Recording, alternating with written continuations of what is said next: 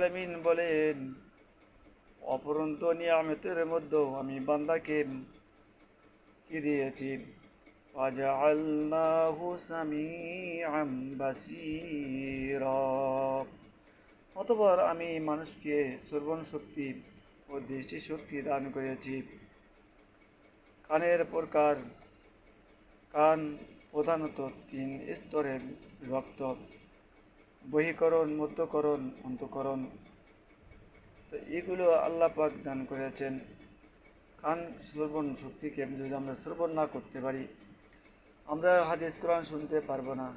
এমনকি রাস্তাঘাটে গেলে আমরা যদি হরেন যদি শুনতে না পারি, তাহলে তো আমরা রোড অ্যাক্সিডেন্ট করবো। অনুরূপভাবে বাসিরুন, আল্লাহ পাক চোখ দিয়েছেন এই চোখকে দেখার জন্য, যাতে আমরা ভালো মন্দ বুঝতে পারি, দেখতে পারি এবং আল্লাহর শুকরিয়া আদায় করতে পারি, তাই কি না? তাহলে অবশ্যই আমরা প্রত্যেকটি অঙ্গের ফাঁকা দেখাবো ইনশাআল্লাহ।